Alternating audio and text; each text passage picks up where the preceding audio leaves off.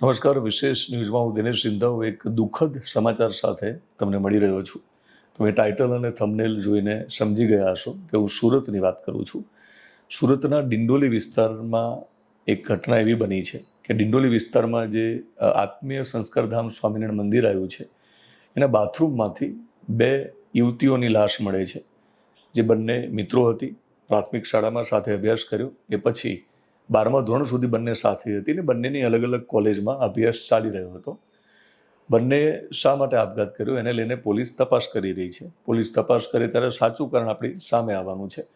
પણ રોશની અને જ્યોત્સના નામની આ બે જે બેનપણીઓ છે, 18 વર્ષ અને એકની 20 વર્ષ ઉંમર છે, આ બંને આપઘાત કર્યો એ સમાચાર જ્યારે આવ્યા સુરતના લોકો સામે અને ગુજરાત સામે ત્યારે ન ગમ્યું, કારણ કે ન ગમે એ પ્રકારની ઘટના છે. પણ ચોંકાવનારી વાત એ છે કે પોલીસ તપાસમાં એક વાત એવી પણ સામે આવી છે કે આ બંને બેનપણીઓએ જ્યારે આપઘાત કર્યો, કારણ કે આપઘાતનું સાચું કારણ હજુ તપાસમાં બહાર આવશે.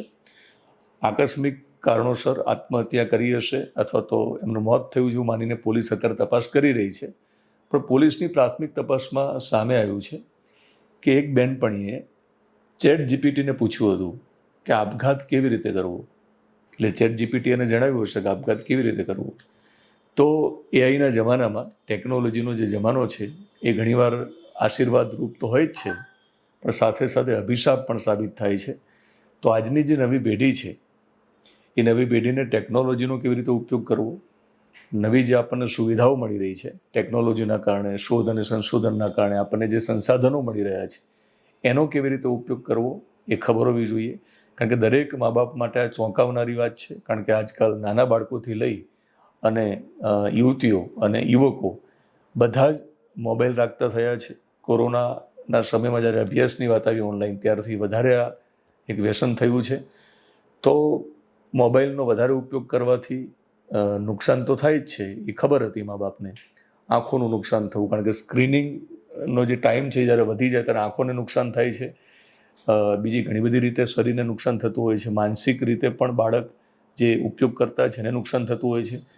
પણ જ્યારે તમારું બાળક આપઘાત કેવી રીતે કરવો આ પ્રકારની માહિતી જ્યારે એઆઈને પૂછે, એ ટેકનોલોજીને પૂછે, ચેટ જીપીટીને પૂછે, તો એ ચિંતાનો વિષય છે.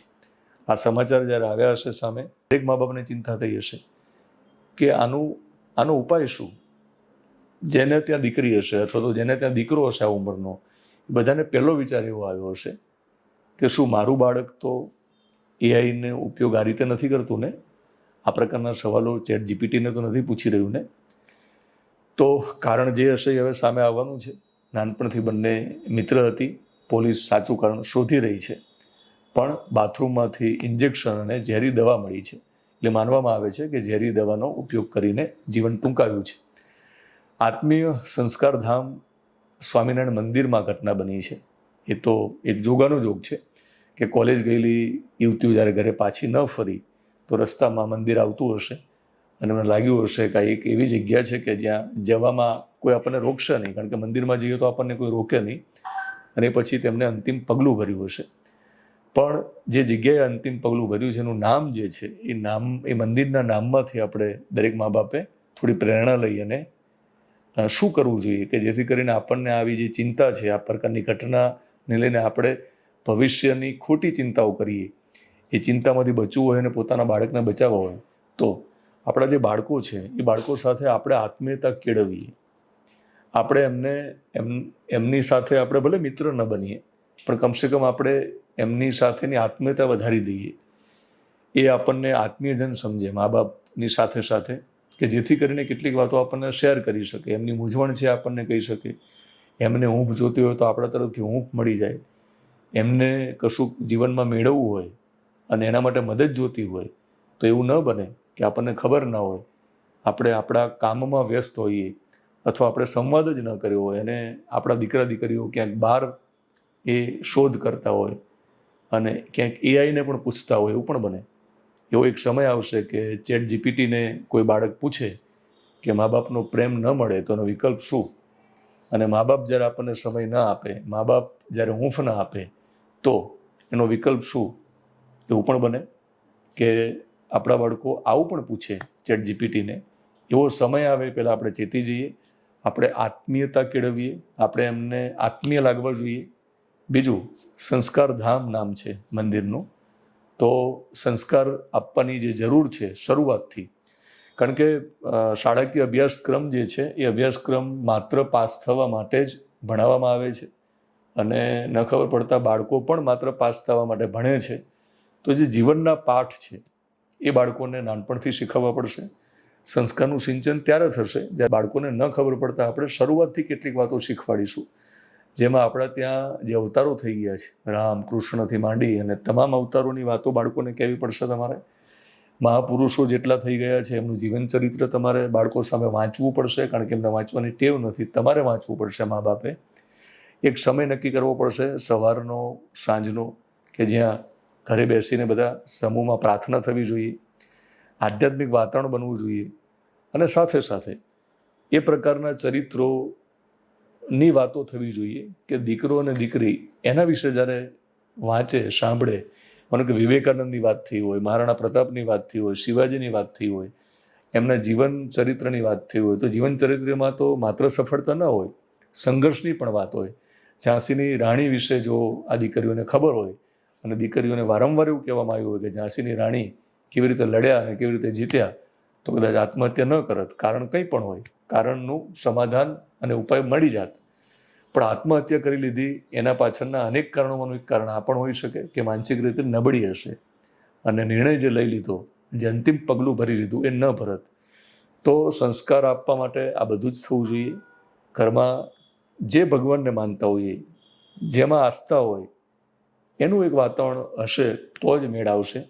બાકી ભવિષ્યમાં આપણે એવી આશા રાખીએ કે આપણા બાળકો સુખી થાય, ખુશ રહે, સફળ થાય, તો હવે મને લાગે છે કે એઆઈના જમાનામાં તમારે તૈયારી રાખવી પડશે કે ભવિષ્યમાં બાળકો દેખીતી રીતે તો સુખી થયા હશે, વધારે પૈસાવાળી નોકરી પણ મેળવી હશે, એમનું પેકેજ પણ મોટું હશે, પણ એમનું જે પેકેજિંગ છે બહારનું, એ પેકેજિંગની અંદર શું પડ્યું છે ને, અંદર ખોખલા તો નથી ને, જોવું પડશે. ખાલી પેકેજ ન જોઈએ આપણે એમનું એન્યુઅલ કે કેટલો પગાર કમાશે, પણ ઘરમાં એક રૂપિયો પણ ના હોય, ખિસ્સામાં એક રૂપિયો પણ ના હોય, આમ છતાં જીવન જીવવાની અને જીવનમાં ટકી રહેવાની, જીવનને જીતી જવાની આ બધી જ વાતો તમારે નાનપણથી શીખવાડવી પડશે. એ વાતો સંસ્કારમાંથી આવશે. તો આત્મીયતા કેળવો, સંસ્કાર આપો, તો તમારું જે ઘર છે એ મંદિર બની જશે. અને ઘર જ્યારે મંદિર બને ત્યારે હું આશા રાખું કે આવી કોઈ દીકરીઓ ભગવાનના મંદિરમાં જઈને અંતિમ પગલું ન ભરે અને ભગવાનના ખોળામાં કાયમી માટે ન ઊંઘી જાય. કારણ કે દીકરીઓ આ દુનિયા છોડીને ગઈ છે એ તો ભગવાન જોડે જતી રહી, પણ જે મા બાપે આ દીકરીઓને મોટી કરી હશે, મા બાપને જ ખબર હશે કે કેવી પીડા થાય.